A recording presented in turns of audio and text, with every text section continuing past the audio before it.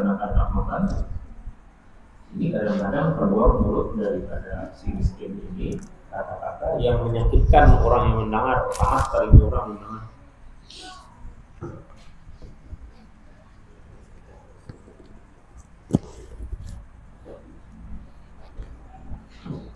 Jadi kalau orang tuh kada memberi,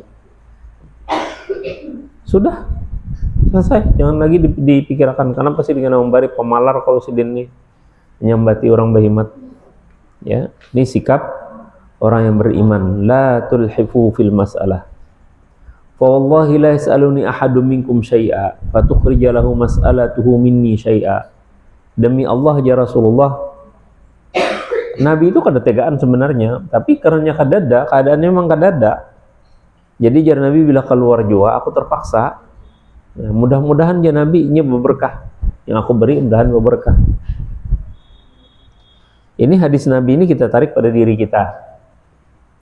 Zaman sekarang ini orang tega berhutang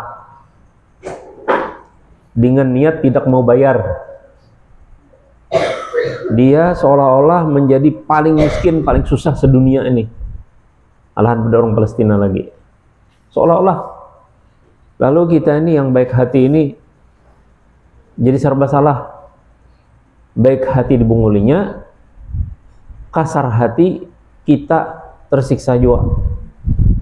Ya, karena kita ini sebagai orang baik, orang beriman, kita sedih melihat orang dalam keadaan sedih. Ada istilahnya muasat. Tapi orang yang kita umpat kesedih lawan inya ini, kita umpat solidaritas dalam kesedihan itu, dia keliwaran. Akhirnya mau kada mau kita menolonginya walaupun kita ini susah sebenarnya. Apalagi ayat-ayat Quran, hadis-hadis.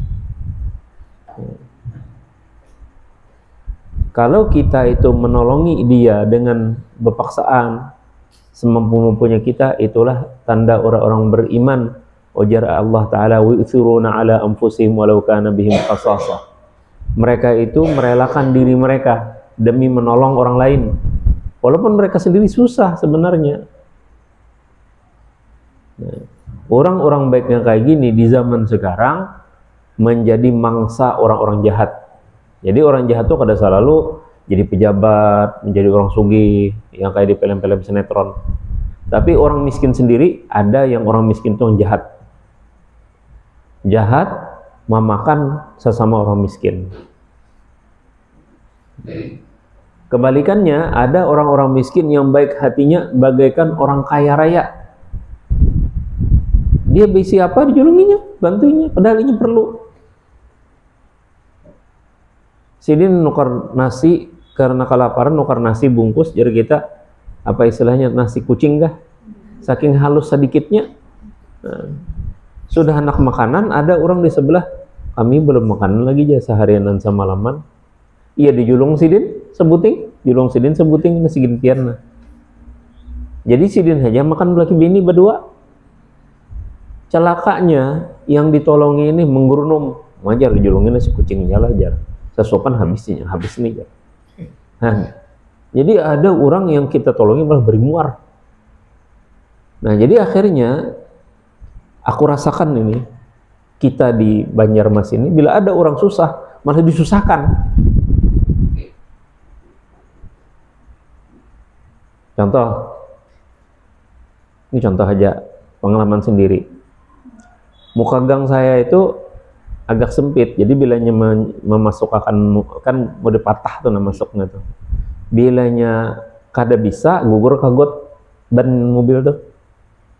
Jadi ada aku lihat mobil tekang. Kenapa Pak? Sangkut jar sidin. Ya kajar. Kira aku carikan papan. Ujuk-ujuk bicarakan papan di rumah segala macam. Tahu tiba-tiba yang di mobil ini pada turunan. Kenapa turunan jorong? Berenang aja merangut-rangut di dalam mobilnya. Lalu yang terakhir, mamanya ada sekung nak kanak-kanak nyer besunat kesian turun. Mamanya, Haji jar, kawan pian gajar, kan dah aja, kenapa gerang? Ini jar menyuruh kami turunan jar. Padahal rumah kami jauh lagi jar. Jangan hakun jar kita. Sekalinya si supir tadi menjual nama saya. Tuh jar Pak Haji itu nyuruh beban pian di turunan jar. supaya kalau dijalankan mobil ini supaya kada sangkut lagi. Saya saking muarnya yang pecah kaca mobil kami ini jurang bermuar, lalu aku kujuk-kujuk menolongi, malah ikam fitnah aku tak kalahi lawan tetangga. Itu satu. Yang kedua, kami pernah mencari alamat sepupu entah tak mana, sekalinya tanah tuh lembek, sangkutlah mobil nih, kada kawa mundur, kada kawa maju. Sekalinya datang bukujuk-kujuk, kisahnya menolongi, soalnya ini. Pian jaran apa nih, mobil pian ini ulun siapa aja membantu jaran, apa aja kita. Ulun tarik kontrak ya, oh bagus sih kamnya, tapi orang pemberinya. Kalau orang ibu-ibu, itu aja di bawah itu ada peralonnya. Ini mau patah aja, minta ganti aja, patah, pastilah orang patah. Tanahnya lembek, mobil ulun ini orang seperempat ton aja udah sampai. Nah, kecuali pian joran nukar paralon yang murah, yang murahan. Kalau pian dibunguli tukang pian hendak ditukarkannya paralon, menpacah aja kita, paralonnya paralon yang kada bagus, jelek.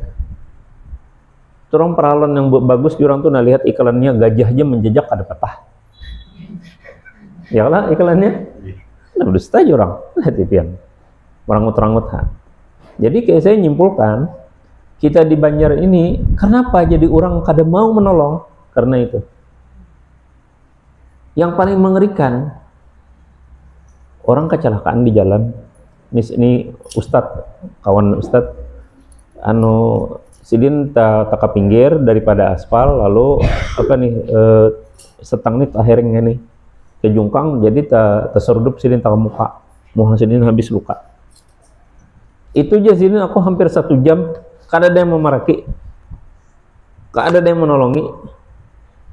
Syukurnya sidin ada jamaah, murid sidin jamaah. Lihat jar perawakan kayak Ustadz jar. Yang ulun paraki juai sidin juai itu menolongi. Jangan adanya kada ada yang menolongi saya ikong. Jadi kita ini serba salah tadi. Kenapa jadi serba salah? Karena manusianya sering sarakah.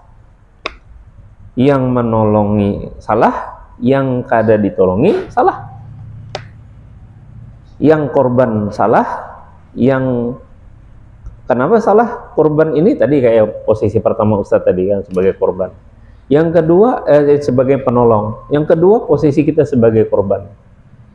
Jadi kita tuh berdoa aja bukan ini jauh-jauh kuliah Allah, berdoa aja hati-hati di jalan tuh ya, karena saya lihat banyak perempuan itu mengendarai sepeda motor ini mengerikan. Secara keselamatan tuh rating ke kanan, belok ke kiri. Kadang-kadang nah jar pindah hendak kano ke pinggir, kena ke tengah pulang, hendak ke pinggir pulang, ke tengah pulang. Jadi kita ini hendak menyalip ke tengahnya, kita hadangi ke pinggir pulangnya. Dan ini asik bapandiran aja semuanya jalan. Nah, jadi minta tolong nih. Ini sudah alam kita di Indonesia aja, kita kada kobahiri orang alam orang lain lah. Kalau orang alam lain, orang di Mekah itu lain kisahnya. Kalau saya pernah melihat tabrakan, hancur mobilnya. Saya kira yang nabrak sama yang ditabrak ini kabur. Begitu dia ditabrak, supirnya langsung keluar. Dia keluar dicek penumpangnya. Yang nabrak ini bukan ngelarikan diri, bukan menyasar. Kayak apa ikam baik aja kayak apa baik. Sudah aja kayak apa mobil aja. Udah gampang aja lapor ke polisi. Datang polisi bikin laporan aja. Ini kena damai aja, damai. Sudah. Kayak apa perbaikan mobil masing-masing. Selesai. Yang penting buah nikam kada ada yang sakitnya, kada ada yang garing. Kenapa jadi kayak itu? Karena bagi mereka duit itu tidak ada artinya kalau ada yang mati. Kalau tabrakan ada yang mati, celaka dah. Kenapa celakanya? Ganti ruginya, bayar diahnya luar biasa. Pernah ada orang Banjar musim haji, dia pakai mobil ke kantor, di lampu merah dia berhenti. Jamaah haji ini kenapa terdesak-desak buka? Mungkin ketinggalan rombongan, merujuk mobil sidin. Berjuk mobil sidin rabah, rupanya tahan tuh kepala ini mati. Itu 60.000 rial bayar. Seingin si jamaah nih, membari si jamaah nih 60.000 rial, kalau kita hitung rupiah lah. Pada saat itu 60.000 rial. Wah, kagetnya luar biasa dia. Gaji 2.000 rial sebulan, 60.000 rial, berapa tahun aja untung bayari. Untung bos ini aku membayari akan. Jadi jar bos ini itulah musibah yang ada bapak rugi. Dibayari akan yang 60.000 rial oleh bosnya. Nah itu jadi orang. Nah andai kata kada dibayarkan oleh si bos, dia akan dipenjara untuk menebus bayaran tadi. Maka orangnya dipenjara, kayak hendak membayari. Maka disubsidi oleh pemerintah 1 bulannya 400 rial. Coba hitung seorang tuh kayak lah, berarti 400 rial. 400 rial untuk menggantikan 60.000 ya Pak. Jadi syukurnya mereka-mereka itu ada aja orang menganggap duit itu ada apa-apanya dibandingkan jiwa. Jadi karena ada orang-orang yang sugih, orang-orang kaya. Nah itu kalau di ahli zakat disebut wafir riqab. Nah itu mereka. Kalau zaman dulu kan wafir riqab artinya sahaya yang hendak bebaskan diri. Nah zaman sekarang kalau di Saudi itu tertafsirannya. Jadi mereka yang terpenjara gara-gara masalah duit, apalagi masalah penipuan, wah ada celaka benar. Jadi yang coba-coba berusaha di Arab menipu orang, wah itu celaka benar. Karena dia akan dipenjara tanpa batas. Jangannya di 15 tahun kayak di Indonesia nih bunuh orang udah 20 tahun. Karena dapat remisi. Dan 15 tahun jadi 10 tahun menjadi 7 tahun aja lagi udah keluar orang bebas. Betul ngaku-ngaku bro. Seorang ini tahu lah. Lulus di penjara, seorang ini dahulu membunuh orang. Rasa kada berdosa. Makanya kita merindukan tanah air kita ini menerapkan hukum yang paling adil adalah hukum Islam. Tapi banyak orang kada paham. Dikira orang ngarain hukum Islam itu hukum pancung, hukum potong tangan. Padahal kada. Justru disitulah yang adil seadil-adilnya. Hadis berikutnya tentang kemandirian sahabat. Dan Rasulullah memancing supaya mereka ini berkomitmen. Ya Rasulullah, kada berbaiatkah kalian? Ya Rasulullah, kami baru baiat kepada sampean. Kada berbaiatkah kalian kepada Rasulullah? Paham mereka bahwa Rasulullah menghendaki mereka itu mengangkat derajat mereka lebih baik lagi, yaitu mereka punya komitmen. Maka Rasulullah, padahal mereka itu anak-anak muda masih. Ya.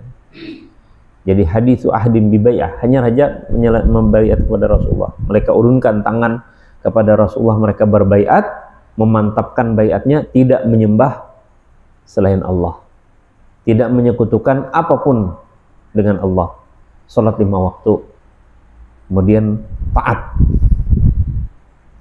Terjemahannya wa asarra kalimatan khafiyah.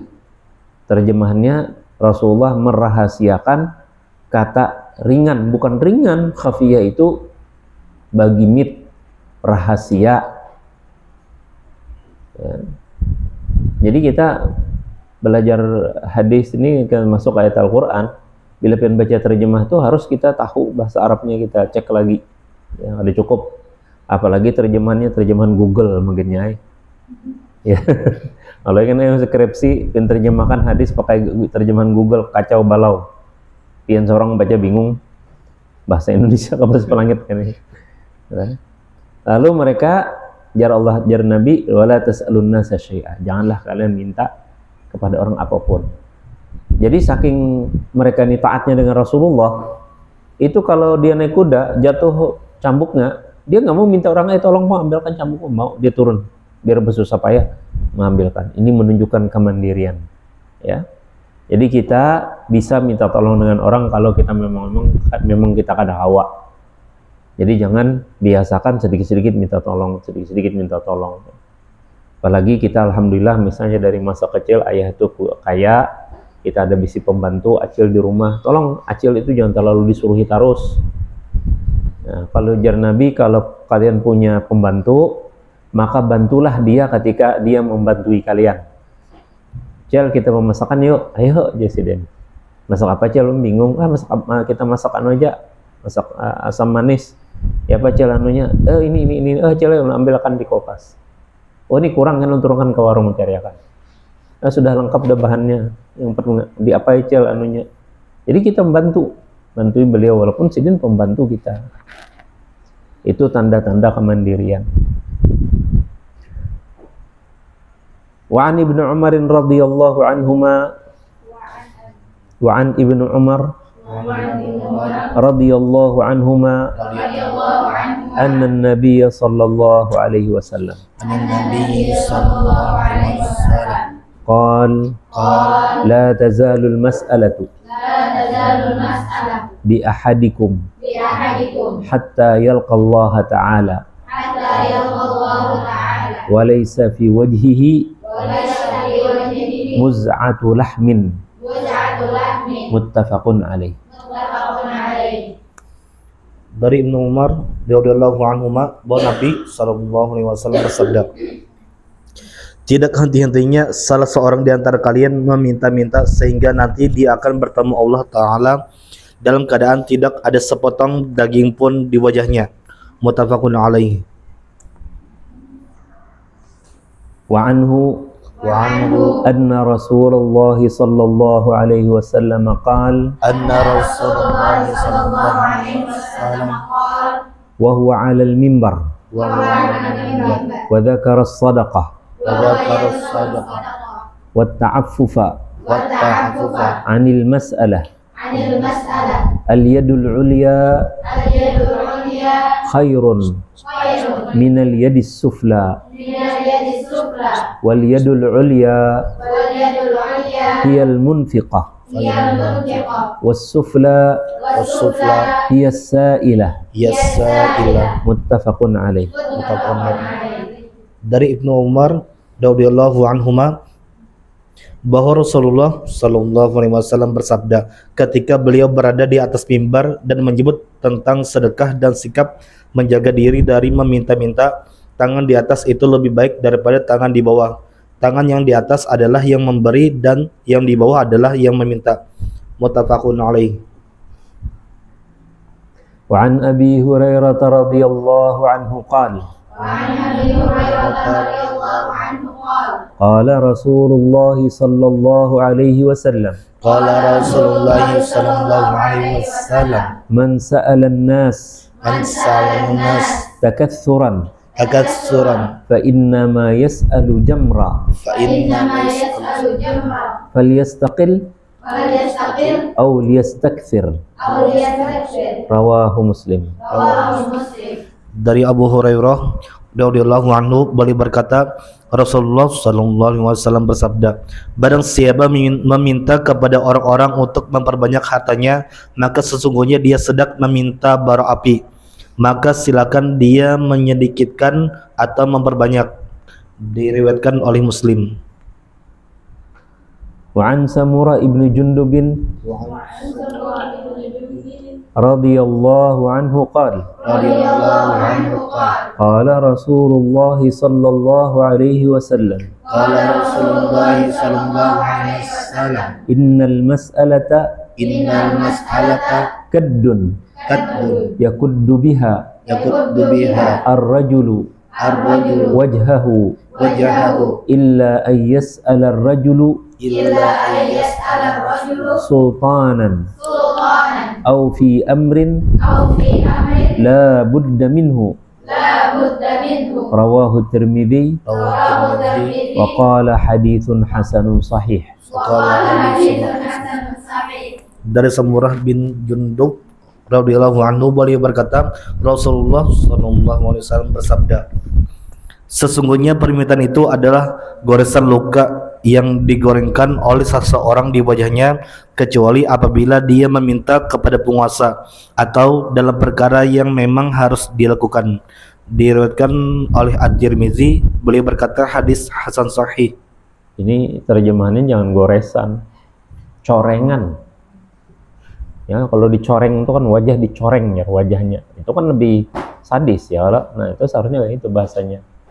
Ya, yang punya terjemahan bagus dibujurakan. Sesungguhnya minta-minta itu adalah mencoreng wajah seseorang. Nah, itu lebih menakutkan. Karena ini hadis ini hadis teguran, bukan hadis yang biasa-biasa aja, coretan. Itu sama lawan kisah anak ustadz lagi halus, anu muhanya kucing, pas dia jamnya kucing, rukas ini. Jadi jar acil kan apa muhapian dicoret kucing ya. Bahasa dicoret lawan dikuracak kucing lain kalau. Nah, kalau dikuracak itu berarti ngeri benar. Nah, jadi kita hadis la tazalul mas'alah. Kita ini dalam hidup di dunia ini pasti kita butuh sesuatu. Ya, dan kita tidak pernah manusia ini sunyi daripada kehendak dan keinginan, ya Allah. Ya, jadi jar ahli ekonom ada keinginan, ada kebutuhan. Nah, kalau kita menyebut kebutuhan itu terbatas. Tapi kalau keinginan ada batasnya. Kebutuhan, lapar, mau makan, haus, mau minum. Pada baju, tukar baju. Itu kebutuhan. Tapi kalau keinginan, ulun anu jauh ustaz dari sini ke kampus, jadi ulun perlu sepeda motor. Nah, itu kebutuhan. Tapi begitu dapat sepeda motor, mah jar buruk ngalah sepeda motornya aja. Sudah bagus hanyar, mah jar nampak ada PCX ya nyaman tagana aja. Yang sudah sepeda motor, mah jar kehujanan terus, panas hujan bawa mobil. Dapat mobil, mah jar mobilnya anu kehalusan ya. Alphard aja sudah ya. Nah, itu keinginan yang kada habis. Nah, jadi bila keinginan ini lah jar Nabi bila diturutkan itu tidak akan selesai hatta yalqallah, sampai dia mati dunia kadang-kadang dia merasa puas dan meminta-minta sesuatu. Yang keinginan ini tadi digambarkan oleh Nabi seolah-olah kita itu bila minta-minta itu manusia itu ini daging wajahnya ini di luntur-luntur, pacul sampai ke dada lagi, sampai tulang wajahnya lagi. Nah, itu gambaran paling mengerikan bagi orang yang minta-minta. Nah, tapi saya agak aneh juga, kenapa guru-guru kita ini kadang-kadang mengatakan minta-minta itu hukumnya haram. Banyak hadis ini kita baca, banyak tuh hadis Nabi itu melarang minta-minta. Kenapa kadang-kadang mengatakan haram gitu? Apa karena minta-minta ini masih bias? Pengertian minta-minta itu masih biaskah? Atau kayak pala ada tahu? Ya, bagi pihak anak meneliti, bagus nih peneliti. Ya.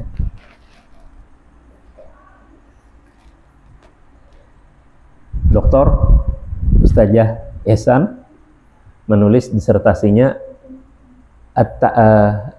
Al-Hadru wal Ibahah. Hadar, ini hadis-hadis larangan, tapi kada dijadikan hukum. Jadi hukum fikih mengatakan la yajuz, tidak boleh. Tidak boleh itu apa hukumnya Ustaz? Haram kah? Makruh kah? Gak berani. Yang kuliah di UIN ada Prof Hanafiyah. Waktu Sidin mengajukan berdiskusi di Majelis Ulama Kota Banjarmasin, Sidin nggak ada menyimpulkan. Jadi jar kita, Prof, kayak apa menurut pian? Bah, situ aja kan paham ya.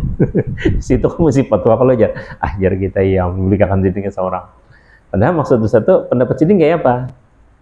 Sidin nggak ada mau mengatakan haram kah jar kita, makruh kah? Di situ aja kan, situ kamu sih fatwa aja. Padahal di komisi fatwa itu kajian itu untuk menetapkan, karena Kota Banjarmasin ini selalu didatangi orang-orang minta-minta. Ada manusia gerobak, itu fenomenanya bila bulan Ramadan manusia gerobak tuh datangan. Sepanjang ini Hasan Basri ini, kayu tangi kita, itu ada tuh terus manusia gerobak. Kalau daerah agak ke tengah sedikit, ke lampu merah di Simpang 4 Masjid Agung tuh, itu banyak tukang becak. Tukang beca dadakan. Ini kalau tukang beca ada, tapi bilanya Ramadannya menyewa beca itu kan murah aja paling 10.000 sehari. Nah jadinya berkeliling ngebeca. Jadi ada kan orang kasihan jadi untuk membeca kasihannya bari orang duit. Enak tahu pian kalakon orang. Nah mereka inilah jar Nabi tadi. La tazalul mas'alatu bi ahadikum hatta yalqallaha ta'ala wa laysa fi wajhi maz'atu lahmin. Jadi orang-orang yang minta-minta itu kada pernah sugih, kada pernah puas. Kami di Kalayan tuh, Ustadz rumah Abah tuh di Kalayan A, di Gang 1 Juli. Di Gang Ikhlas setelah jembatan 1 Juli. Jar orang tuh para kelantar kubur itu sudah, kalau zaman dahulu sudah ke ujung benar di Kalayan. Itu orang kampung heboh. Kenapa? Ada petugas bank datang mencek alamat, jar petugas bank ini pemilik rekening wadah kami ini mana orang nggak? Jar bobannya sudah meninggal dunia 4 hari yang lalu. Apa gawian sidin? Gawian sidin minta-minta di Pasar Hanyar. Ya, ternyata di bank itu duit sidin masih ada 36 juta. Jadi masih ada duit sidin 36 juta. Padahal sudah heboh di kampung duit cash sidin sekitar 25 jutaan. Pada masa itu 1 juta itu harga sepeda motor masih harga 2,5 juta. Jadi ini kita tahu kita berapa tuh nilainya lah. Dahulu harga sepeda motor masih 2,5 juta. Kayak ini sepeda motor udah harga 2,5 juta, ada kau berjalan lagi. Jadi ini menunjukkan orang yang minta-minta tuh kada pernah Allah kasih berkah dalam hidupnya. Kayak itu pangnya seumuran. Nah lalu Nabi mengingatkan kepada kita, tangan di atas lebih baik daripada tangan di bawah, lebih baik memberi daripada meminta-minta. Lalu yang celaka lagi, orang yang minta-minta takatsur. Apa arti takatsur? Anak banyak-banyak. Waktu gempa di Jogja, saya lupa tahun berapa itu, Dr. Alfian itu bercerita, kebetulan aku Haji sidin aku di waktu menyiapkan disertasi S3 sidin di Jogja. Gempa kemarin kayak Pak, masih di sana. Jadi di sana itu Jasidin hari pertama itu ada seorang oknum polisi. Wah dia mengumpulkan mengumpulkan dana itu banyak benar. Bukan hanya dana, dia mengumpulkan supermi. Setelah kami tanya-tanya di mana alamat segala macam, bepadah rumah sidin runtuh, habis sudah rata lalu lantak dan sebagainya.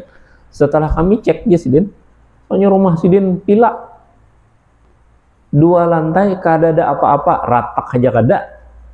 Tapi di situ supermi ini bilang penuh di bawah rumah sidin itu. Nah itu namanya takatsur. Allahu alam lah apakah anak dibagi sidin kena atau kada. Jadi jar Nabi bila ada orang minta-minta untuk takatsur tadi supaya banyak-banyak dapat, fa inna ma yas'alu jamran. Hakikatnya dia itu meminta batu bara api. Jamr itu bara api.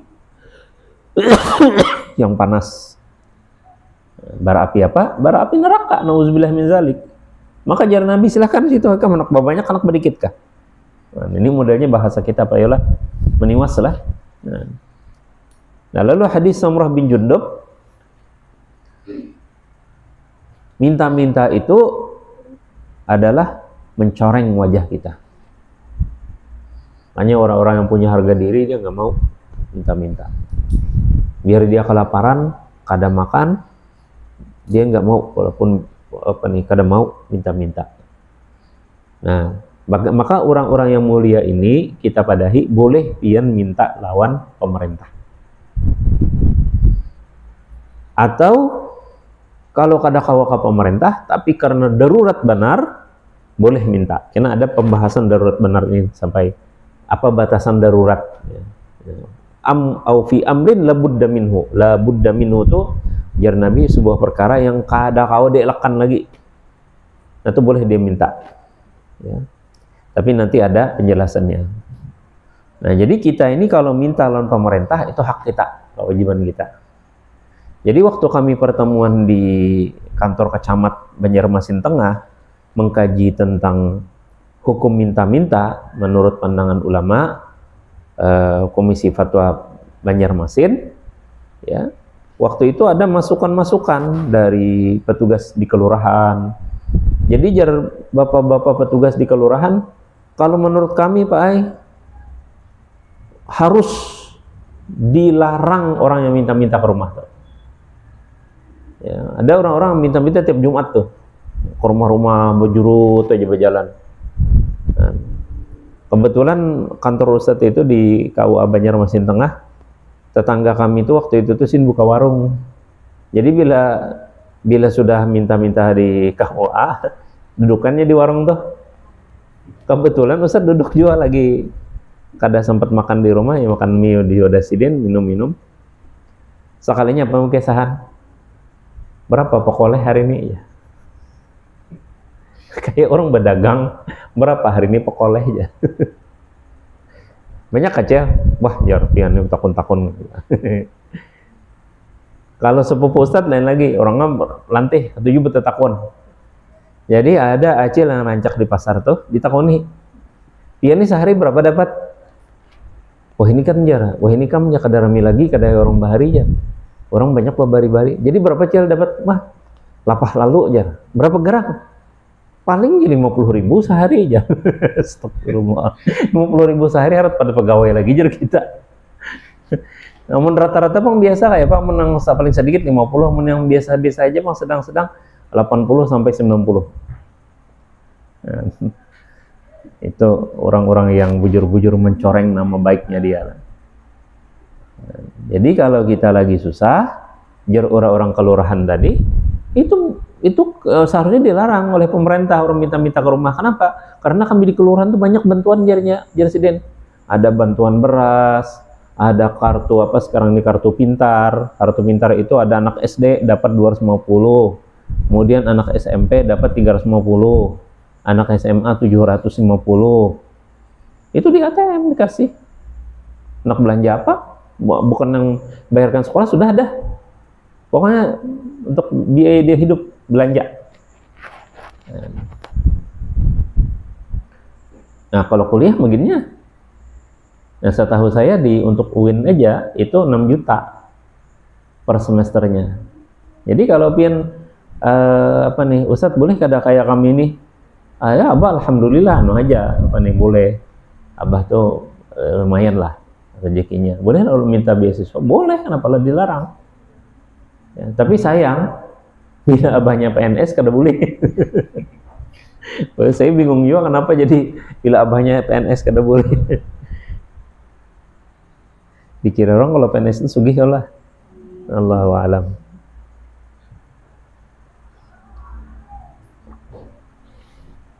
Jadi banyak bantuan. Tapi yang jadi masalah itu bukan masalah bantuan sebenarnya. Masalahnya adalah tadi jar Ustadz, banyak orang yang kada bisa mengelola duit. Rektor sekarang, Pak Prof. Mujibur Rahman pernah berkisah, jar Sidin, aku jadi pembantu rektor bidang kesiswaan. Jadi jar Sidin, setahu saya UIN Antasari itu SPP-nya termurah sedunia. Jadi rupanya kami percaya karena sini ini sudah ke Belanda, ke Kanada, mana kuliahnya. Paling murah sedunia, walaupun paling murah sedunia, ternyata lebih dari 60% mahasiswa itu kada sanggup. Ini datanya, 60% lebih mahasiswa UIN itu kada sanggup bayar OKT.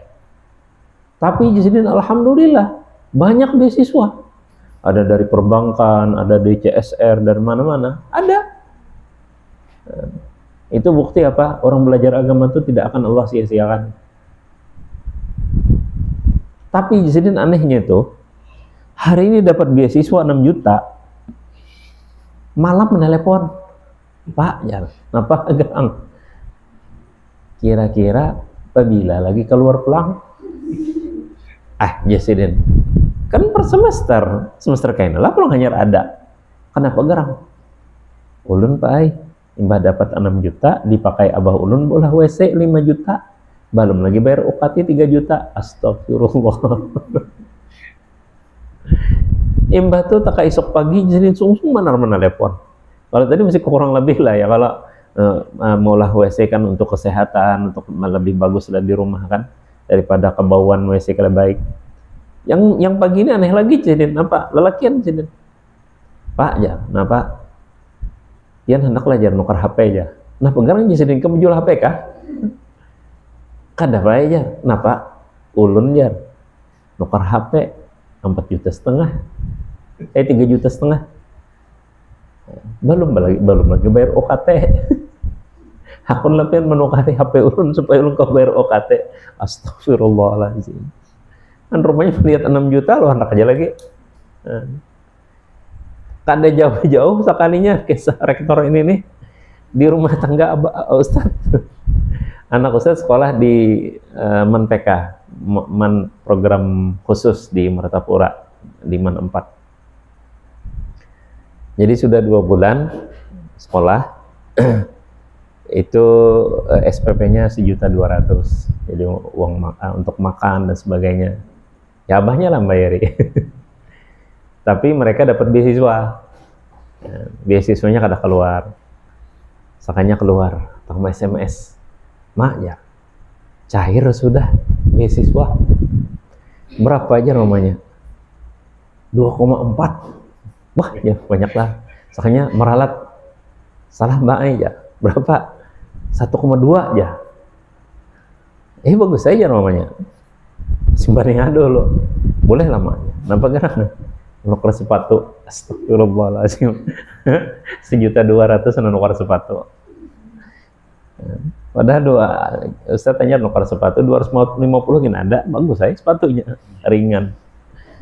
Jadi kita jadi apa yolah bahasanya kita orang miskin aja lah.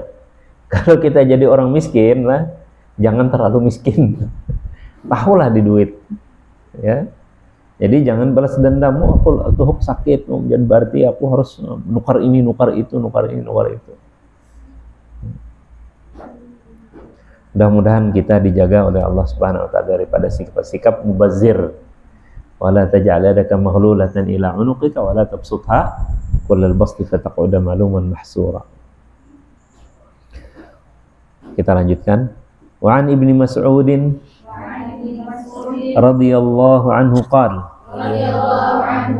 qala Rasulullah sallallahu alaihi wasallam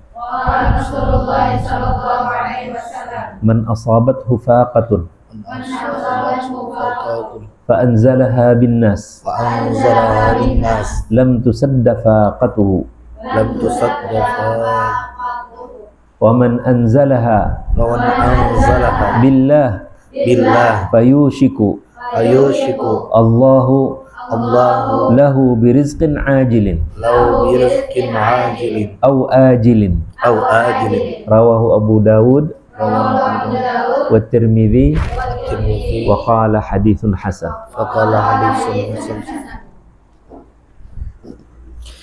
Dari Ibnu Mas'ud radhiyallahu anhu beliau berkata, Rasulullah sallallahu alaihi wasallam bersabda, barang siapa tertimpa kemiskinan kemudian dia mengadukannya kepada manusia, maka kemiskinannya tidak akan tertanggulangi. Tetapi barang siapa mengadukannya kepada Allah, maka Allah akan segera memberikan rezeki kepadanya, cepat atau lambat. Diriwayatkan oleh Abu Dawud dan At-Tirmizi, beliau berkata hadis hasan. Wa an Thauban radhiyallahu anhu qala Rasulullah sallallahu alaihi wasallam man takaffala li alla yas'alan nas syai'an wa atakaffalu lahu bil jannah Faqultu ana fakana la yas'alu ahadan syai'a rawahu Abu Dawud bi isnadin sahih. Dari Thauban radhiyallahu anhu beliau berkata, Rasulullah sallallahu alaihi wasallam bertanya, siapakah yang mau memberikan jaminan kepadaku bahwa dia tidak akan meminta sesuatu pun kepada sesama manusia sehingga aku akan menjamin surga untuknya? Saya berkata, saya. Tabari berkata, maka sejak saat itu Thauban tidak pernah meminta sesuatu apapun kepada orang lain. Diriwayatkan oleh Abu Dawud dengan sanad sahih. Ini dua hadis ini Allah mengatakan kepada kita. Yang pertama, bila kita kena musibah, susah, miskin, itu jangan kita mengeluhkan kepada orang. Karena orang ini paling jawabannya, oh ya kah, emak kasihannya, beri duit enggak ada, amun mau beri juga sedikit benar. Ya Allah, pada mencukupi kita. Tapi kalau kita kadukan kepada Allah, Rabbi inni lima anzalta ilayya min khairin faqir. Itu doa siapa? Nabi Musa alaihissalam. Sudah berjalan buka di sasa Fir'aun, ketakutan sampai ke kampung Madian. Kadada orang yang mengenali Sidin, kadada orang yang membantu Sidin. Maka dia Sidin, Rabbi inni lima anzalta ilayya min khairin faqir. Dan saat itu saat doa yang kabul. Ustaz menyaksikan benar. Jadi jar sepupu Ustaz tatuha pada Ustaz 10 tahunan Sidin tuh kuliah di Mesir itu bila musim haji ke Mekah bercari duit, jadi begawi, berusaha. Jadi dari Mesir mereka membawa ada Quran halus ini bentuknya kayak ini, bawa kertas yang dari batang tanding yang berpicik, dia ada kaligrafi, itu dijual. Nanti mereka bekerja, habis bekerja nanti beli tip, bahari tip kan, memberi tip itu seolah-olah jadi tabungan. Jadi bila sudah kehabisan duit, jual kawan. Itu sudah habis mana ada duit tuh. Tapi cukup mereka bagi setahun. Jadi dia bilang, "Cil, Ibu Ustaz, ulun nih cilai duit pas apa nih rezeki pas-pasan terus bila juga ulun nih sugih." Mama tuh gampang mana jawab, "Ikam di Makkah berdoa situ." Makanya mengangkat tangan. Ya Allah, sugihkan ulun. Ya Allah, sugihkan ulun. Oh, sugihkan ulun. Saya aja lihat agak tertawa. Subhanallah. Itu ngarannya di Makkah itu cepat makabul Allah Ta'ala. Sekalinya apa? Dia ketemu dengan almarhum Pak Jais. Pak Jais ini salah satu direksi perusahaan pupuk Kaltim. Orang sugih. Dahulu BUMN sampai ini ya, ngaran bobohan BUMN itu duit kada betakar. Jadi pian kalau menolongi bobohannya tuh, "Dek, sini Dek, bantu saya." Oke, ini. Udah kasih dia. Makanya kada mengikuti duit kada Sidin, anak buah Sidin, kasih dia. Itu paling kadang bari 500 juta. Itu gampang benar. Padahal zaman dahulu jar Ustaz tadi masih susah cari duit 1 juta. Dia main tiba-tiba aja 100 juta kasih dia aja. Nah, jadi semua Ustadz ini begitu lawan Sidin, mau Sidin hubungan luar biasa. Kenapa? Karena dia cekatan. Jadi kalau misalnya Sidin nak bahaji, dia siapkan mobil apa segala macam, pos dia. Nah, sampai menjadi karyawan lepas pupuk Kaltim. Jadi karyawan tapi karyawan lepas. Karena disuruh Sidin ke Pakistan, kamu ke sana Pakistan cari ini. Jadi, karena kamu ke Singapura. Jadi dia cerita, dahulu jar hayal-hayal aja. Sekalinya, wah ini terasai apa PNK jorong. Mama yang aku telepon aja bingung jar. Assalamualaikum mak, ulun mai hendak ke Indonesia. Ya kah jar Sidin, takajut Sidin. Telepon malam, makan malam. Habis ada Isya. Besok pagi udah di Singapura dia. Ma, ulun di Singapura mah. Ikam kada ke Banjar kah? Insyaallah mah mun ada rezekinya doa pian aja. Dia selalu ujung-ujung bila bercerita, ujung telepon tuh masuk doakan aja malah aja. Inggih namanya. Itu aja. Isuk aja ngol banjar dah. Sampai ada memarinanya ya keluarga abahnya. Datang ke Pasar Pandu, dia tinggal di Pasar Pandu. Ini anaknya nih abahnya pegawai apa gerang ya? Nih panggil namanya bejual pecerikinan. Apa jar anak itu 4 kali setahun ke Banjar. Karena tahu bahwa itu pertolongan Allah melalui manusia. Nah, jadi kalau kita selahkan urusan kita dengan Allah, Allah lebih mudah berikan urusan. Ya. Makanya Ustaz tuh kepengen mudah-mudahan nih cita-cita nih mudah-mudahan kabul ya Allah. Nah, cita-citanya tuh amun kawa anak murid Ustaz nih kawa umroh. Nah, bila pian berumroh, apa caranya jalan Allah lah? Karena pian berdoa bahaji. Jadi menurut Ustaz bila seperti orang-orang bahari dahulu menyambat kada sukses, kada bakalan kamu mulai mendapatkan kesuksesan kada belum bahaji. Kalau orang Jawa tuh sukses dulu hanya bahaji. Makanya rata-rata mereka bahajinya tua-tua. 60, 70 hanya bahagian. Itu pun anak-anak sidin yang sudah sukses hanya memberangkatkan haji. Kalau orang Banjar itu anu-anu berangkat haji. 30, 40 sudah haji. Makanya haji fulan. Sugi-sugi haji fulan. Kenapa? Karena keyakinan kita orang Banjar, haji itu adalah startnya sejahtera. Jadi bila anak sugih, anak sejahtera, haji dulu. Hanya kena datang rezeki itu.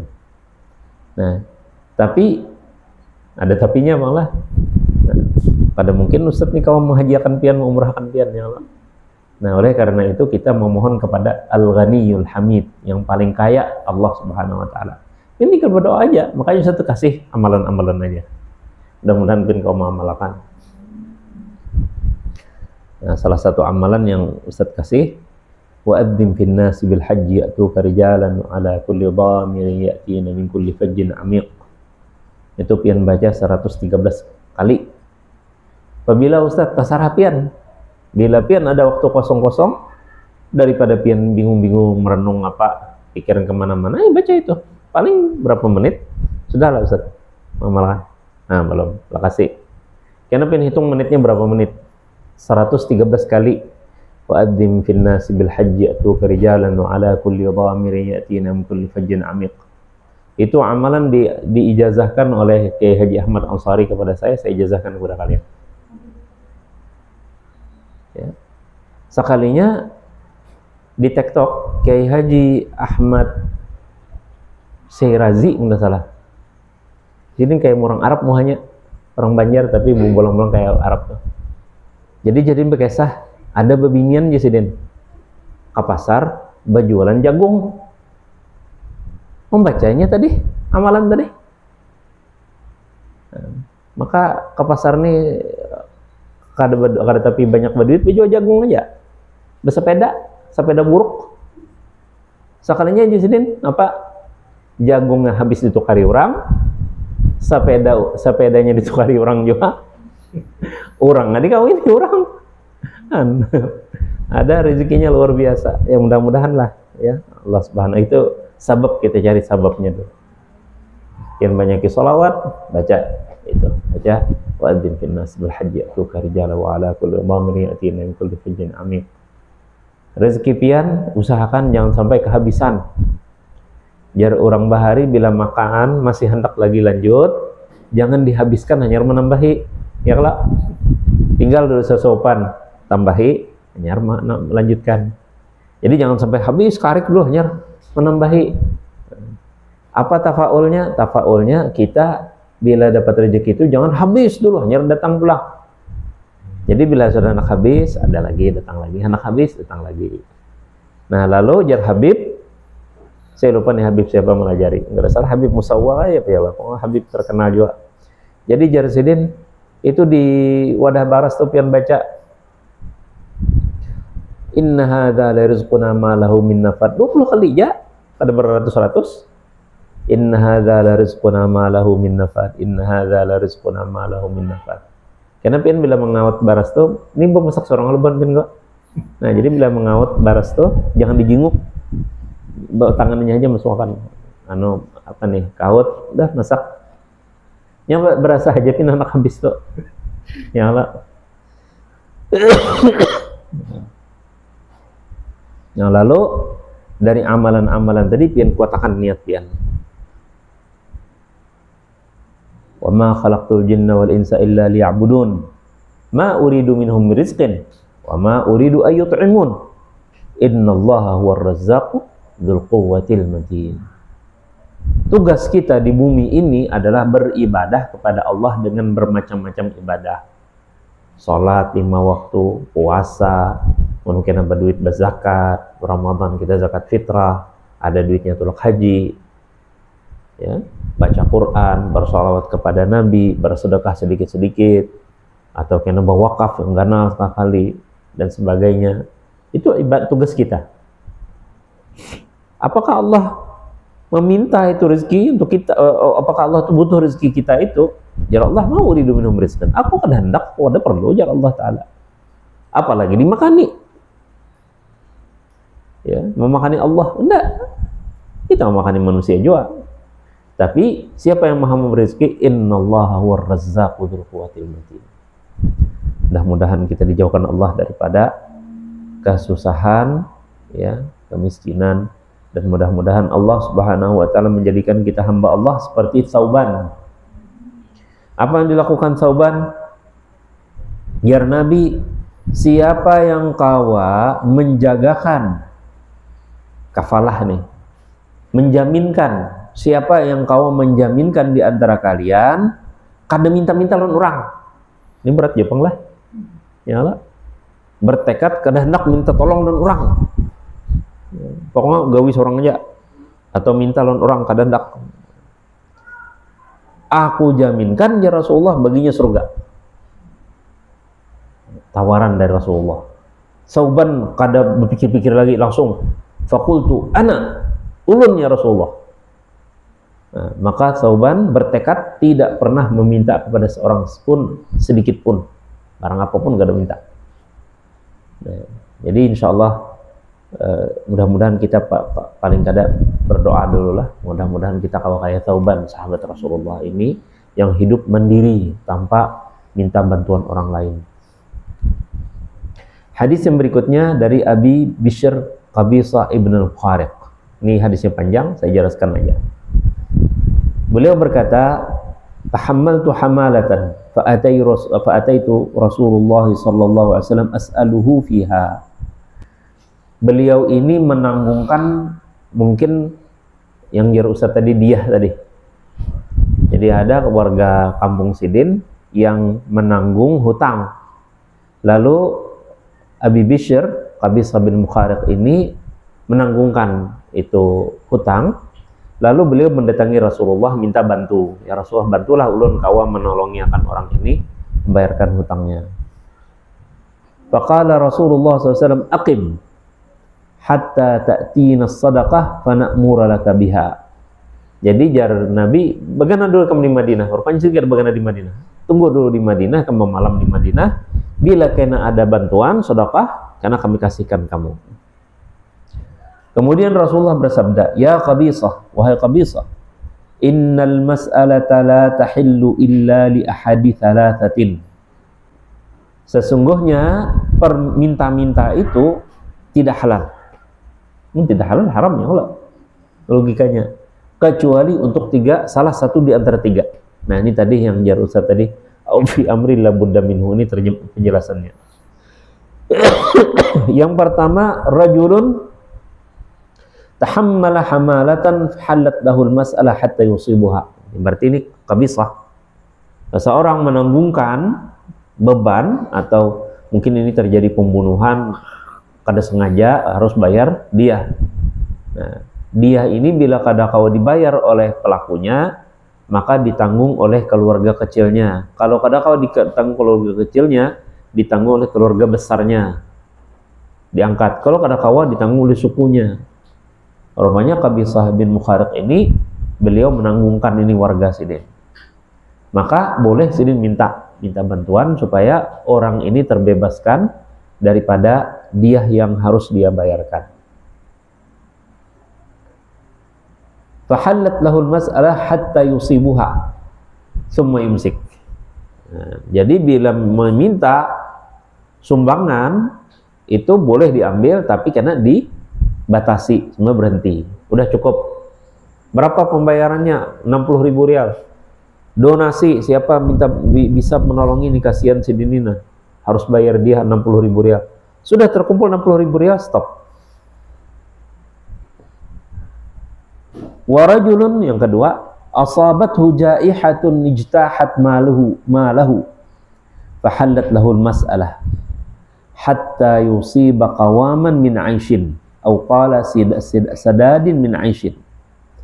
Yang kedua, orang berisi kebun atau sawah lebih daripada kebutuhannya, alhamdulillah kaya, lalu karena musibah banjir yang kayak di Bali sekarang nih, habis tenggelam semuanya. Nah, maka orang ini boleh minta-minta dan diberikan kepadanya uang sekiranya dia bisa hidup kembali. Ya. Bisa, ya paling tidak kita siapkan rumah, anak bininya kada terlantar, cukup duit itu. Nah, yang ketiga, warajulun asabat hufaqatun, seseorang yang jatuh miskin. Bisa dia pedagang, bangkrut dagangannya, bisa ini orang kena musibah, bencana lah. Hatta yaqula thalathatun min dhawil hijja min qaumihi laqad asabat fulanun faqatun fahallat lahu al-mas'alah hatta yusiba qawamin min 'aishin aw sidadin min 'aishin. Atau seseorang yang jatuh miskin, harus 3 orang jadi saksi. Tokoh kampungnya menyatakan orang ini miskin, harus dibantu. Ya. Maka boleh dibantu sekedar apa, mencukupi hidupnya. Ya. Fama siwahunna minal mas'alati, selain pada 3 ini, ya Rasulullah, ya qabisah suhtun. Apa itu suht? Memakan harta yang kada hak kita, itu namanya suht. Ya'kuluha sahibuha suhta, rawahu Muslim. Itu adalah suht yang dia makan oleh seseorang itu daripada api neraka. Na'udzubillah min zalik, rawahu Muslim. Selanjutnya hadis terakhir. Wa an Abi Hurairah radhiyallahu anhu anna Rasulullah sallallahu alaihi wasallam qala laisa al-miskinu alladhi yatufu ala an-nas tarudduhu al-luqmah wal luqmatan wat tamratu wat tamratan walakinnal miskina alladhi la yajidu ghinan yughnihi wa la yuftanu lahu fayutasaddaqu alayhi wa la yaqumu fayas'alun nas. Muttafaqun alaih. Dari Abu Hurairah radhiyallahu anhu bahwa Rasulullah sallallahu alaihi wasallam bersabda, orang miskin itu bukanlah orang yang keliling meminta-minta kepada orang-orang kemudian kembali pulang membawa 1 suap atau 2 suap, sebutir kurma atau 2 butir kurma. Akan tetapi orang miskin yang sebenarnya adalah orang yang tidak mendapatkan kecukupan yang mencukupinya dan tidak diketahui oleh orang lain, sehingga dia diberi sedekah serta dia tidak mau berdiri meminta-minta kepada orang lain. Muttafaqun alaih. Nah, ini senada dengan firman Allah, lil fuqara'il ladzina uhsiru fi sabilillahi la yajiduna la yastati'una darban fil ardi, yalah, la yajiduna apa? Lil fuqara'il ladzina uhsiru fi sabilillahi la yastati'una darban fil ardi yahsabuhumul jahilu aghniya min at-ta'affuf ta'rifuhum bisimahum la yas'aluna an-nasa ilhafa. Orang-orang fakir itu jar Allah Ta'ala adalah orang-orang yang kada kawa berusaha di muka bumi ini. Dikira orang kaya mereka itu, tapi mereka kada mau minta-minta kepada orang. Tapi dari mimik wajahnya kelihatan aja dia lagi susah. Nah, jadi orang-orang yang kaya ini kita cari, khususnya kaina bubuhan pian bila berzakat, nah, mudah-mudahan Allah bukakan pintu rezeki pian berzakat. Bila pian berzakat, cari pian dahulukan orang-orang ini. Orang-orang miskin kadada berisi sesuatu yang mencukupinya. Baik itu dari pemerintah, kadada bantuan pemerintah, kadada bantuan kawan yang sugih, kadada, dan orang kada tahu dia ini lagi miskin, sehingga orang kadada yang berpikir bersedekah, beri sedekah padanya. Begitu pula dia tidak mau minta-minta. Nah, orang-orang yang kayak gini kita cari, kita tolongi dia. Al-Imam Asy-Syafi'i rahimahullahu ta'ala berpendapat bahwa orang fakir semacam ini bila kita temukan, maka zakatnya kita beri kepadanya makanan untuk 1 tahun. Wadada kita memberi zakat fitrah sebungkus. Pengelolaan zakat fitrah di Mesir itu banyak kelirunya. Saya yang kaget itu, ada kawan kami Ustaz di RT ini dilanggar nih mengumpulkan zakat fitrah, bagus aja loh. Tapi mengelolanya kayak Pak, di kampung ini satu RT itu 3 jarum miskin. Kakaknya berapa aja kita? Ya banyak lah. Kayak Pak Ustaz mengelolanya, jadi kita kayak ini. Taruh aja supaya nyaman kita menghitung. Malam hari raya itu kita dapat 80 bungkus. 80 bungkus, berarti kita bagi 8 asnaf, 10, 10, 10, 10 kan? Nah, jadi fakir 10, miskin 10, amilin 10, sisanya 10, 10. Ya. Jadi kalau dalam mazhab Syafi'i, membagi zakat fitrah itu ke 8 asnaf itu rata dibagi. Tapi seolah-olah kontradiksi, seolah-olah bila tetamu orang miskin, kita harus memberinya secukup setahun. Jadi kalau kita hitung, saya tanya-tanya ibu-ibu, sekaleng susu kental manis itu cukuplah jeruk-jeruk sehari 1 orang. Cukup lah. Ngapain memasak seharian aja lah. Nah, 3 kali sehari cukup lah. Nah, itu kira-kira berapa gram? Kalau milinya kan 250 harusnya telah. Nah, taruhlah 300 gram misalnya. Ya lah. Nah, 300 gram kali sebulan. Kali setahun aja langsung. 365 lah setahun. Ya. 300 gram sehari. Kali 365, 65 lah setahun lah. Nah, dapatnya berapa?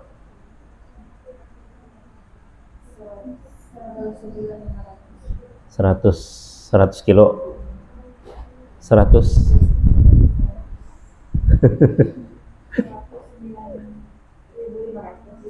109.000 gram kalau itu hitung tadi. Ya lah. Nah, berarti kalau kita geser ke kilo jadi 10 kilo aja kalau. Ya lah. 10 kilo lebih kan? Ya 11 kilo lah kita genapkan 11 kilo. 11 kilo untuk 1 orang. Wajar kan Pak? Nah, jadi kalau misalnya suami istri dengan 2 anak, 4 orang, berarti 44 kilo. 44 kilo 2 balik aja. Cukup pada? Cukup. Nah, tinggal lokpok nggak? Nah, lokpok yang larang ya Allah. Nah, baju 2 kali setahun. Kalau rumahnya reot, hanya diperbaiki rumahnya. Nah, itu pandangan Imam Syafi'i. Jadi kita lihat dulu, kalau kita mengelola zakat nih lah, saya Ustaz nggak tahu, mungkin ada di antara buan pin kena jadi pengurus badan amil zakat. Jadi dilihat dulu dari rumahnya layak ditinggali, ya sudah cukup. Nah, biasanya Rumah-rumah orang miskin itu MCK-nya yang kurang baik. Yang kayak terakhir ini kan yang dapat anak umur 2 tahun bercacingan ya. Ya gara-garanya WC-nya jelek. Nah, jadi ulahkan WC-nya baiki. Jadi sumurnya di mana, WC-nya di mana, dialih. Bahkan WC yang bagus, yang sekiranya bersih. Nah, sumber airnya itu kita siapkan filter, sekiranya jadi minum bagus saja banyak itu. Nah, hanyar baju 2 kali setahun. Tambah makan tadi 11 kilo setahun untuk 1 orang. Nah, kalikan berapa orang di rumah itu. Nah, itu pendapat Imam Syafi'i. Menurut Ustaz kada kontradiksi menurut Ustaz nih. Kenapa? Karena yang harus 8 tadi kalau banyak. Nah, oleh karena itu Al-Imam salah satu ulama Syafi'iyah juga kalau tidak salah Ibnu Khuzaimah mengatakan bahwa zakat mal itu Al-Huzaili yang rancak kita bila zakat taklid presiden. Nah, yaitu boleh kita berikan zakat itu kepada salah satu aja dari 8 tadi. Maka yang diambil siapa? Guru fisabilillah. Tapi gurunya mengeluh. Jadi jadi guru, sidin zakat segini.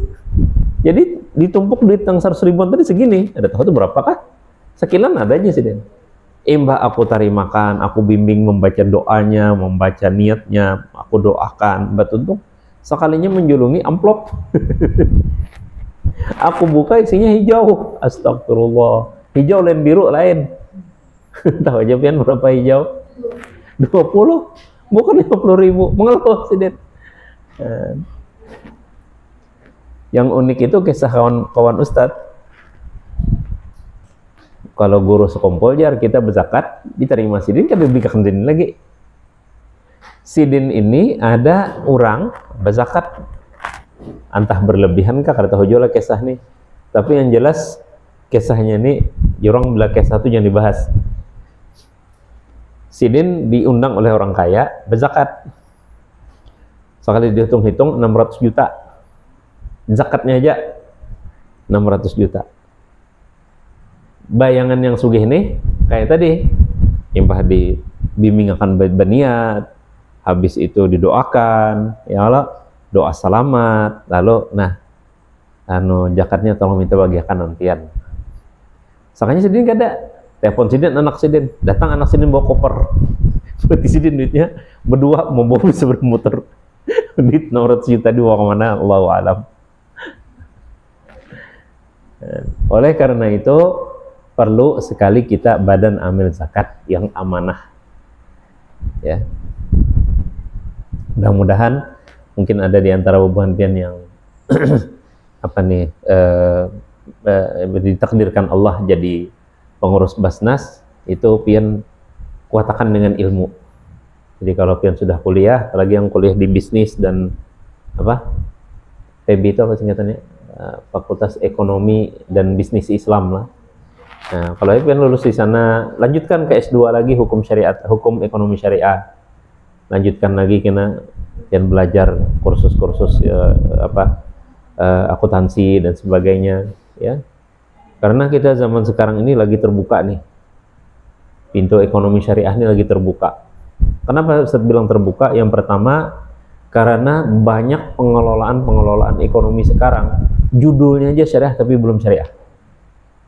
Jadi perlu kita ingatkan, ya, perlu banyak orang yang tahu dan mengingatkan. Nah, yang kedua, ya memang masyarakat dunia sekarang udah mulai mempercayai syariah. Jadi kalau pian bisi aplikasi tentang saham-saham, ya, diantaranya Ustadz mencek itu Stockbit, itu ratusan perusahaan yang berjudul sesuai dengan syariah. Dan yang aneh lagi, ada hotel syariah, kos syariah. Nah, ada lagi cuci syariah. Kalau rumah sakit syariah sudahnya ada. Ini ada usaha cuci pakaian syariah. Ada tahu Allah alam kayak apakah Nah, berjudul hajaka apa kayak apa? Yang jelas, ujar kawan-kawan di LPPOM MUI, di Banjarbaru itu ada bakso syariah. Nah, ada yang pernah singgah situ? Bakso syariah. Jadi jarbobohan auditor kami kesanaan. Wah, sidin ini asa yakin bener dah. Pokoknya saya ini syariah. Jadi syariah sidin itu apa? Bila datang bakawan non lalakian, yang lalakian sana pojok sini binian. Jurong bus ya datang lagi bini. Oh, harus menyiapkan nano jar buku nikah, main mencari buku nikah pulang. Jadi sidin asa yakin bener dah sidin ini bakso syariah satu-satunya di Banjarbaru. Jadi jarubuhannya bukan di situ, Pak. Yang gampangnya aja, bakso ini kan dari daging. Nah, pian nukar daging dari mana? Dari ini just. Kawalah pian memastikan daging yang pian pakai ini bersertifikat halal. Harap terduduk sidin. Sok. Kayak itu aja. Ini jarubuhannya. Bila yang sertifikat halal, kami mencek itu dulu. Nah, wah, aku kadang mencari aja sidin. Nah, miam. Anu peng adalah anunya apa plastiknya ada anunya nih bungkusnya. Nah, jadi dicek ya kayak apa jar Ustaz anu bubuhan pian mencek ada Jepang jar. Tapi sidin tadi shock pakajut. Nah, jadi ternyata banyak orang mengandak ngarak syariah ada ngerti jonya. Ya, jadi mudah-mudahan Allah Subhanahu wa taala memberikan kepada kita ilmu yang bermanfaat serta dapat kita mengamalkannya. Ya Allah ya Razzaq ya Fattah ya Alim. Iftah lana babana, iftah lana razaqana, ya Razzaqu ya Karim. Allahumma yassir al-umur, yassir umurana, fa inna taysir al-asir minka yassir. Rabbi yassir wa la tu'assir, Rabbi yassir wa la tu'assir, Rabbi yassir wa la tu'assir. Ya Allah, ya Tuhan kami, wahai yang memudahkan segala urusan kami, mudahkanlah segala urusan kami, ya Allah. Sesungguhnya segala perkara yang susah bagi kami adalah mudah bagi Engkau, ya Allah. Ya Allah, berikan kemudahan, jauhkan segala kesukaran. Ya Allah, ya Tuhan kami, bukakan bagi kami pintu rezeki, ya Allah. Bukakan bagi kami rezeki yang halal yang baik, ya Allah. Ya Allah, anugerahkan bagi kami untuk kami bisa berziarah kepada kasih-Mu Muhammad sallallahu alaihi wasallam, dapat melaksanakan salat di Raudhah dan mengucapkan salam di hadapan hadirat Nabi kami sallallahu alaihi wasallam, ya Allah ya Rahman Rahim, dan dua sahabatnya Abu Bakar dan Umar dan seluruh sahabat Rasulullah. Ya Allah ya Tuhan kami sekarang ini untuk berhaji menunggu waktu yang lama 49 tahun, ya Allah. Maka ya Allah, tidak ada sesuatu yang susah bagi kami kecuali Engkau berikan kemudahan. Maka mudahkan bagi kami dapat melaksanakan ibadah haji ke Baitullah Haram di usia yang muda, ya Allah. Di usia kami dapat melaksanakan ibadah haji ini dengan sempurna, ya Allah ya Rahman Rahim. Anugerahkan bagi kami, ya Allah, setiap 3 tahun, setiap 2 tahun kami berumrah ke Baitullah. Ya Amin ya Rahman ya Rahim. Allahumma rabbana yassir wa la tu'assir bi akramil akramin arhamar rahimin. Sallallahu ala sayyidina Muhammad wa ala alihi washabihi ajmain walhamdulillahi rabbil alamin. Tadi nak ucap 2 kali setahun. Wan pian bang, enak kuliah kayak apa ya kalau 2 tahun sekali cukup lah insyaallah.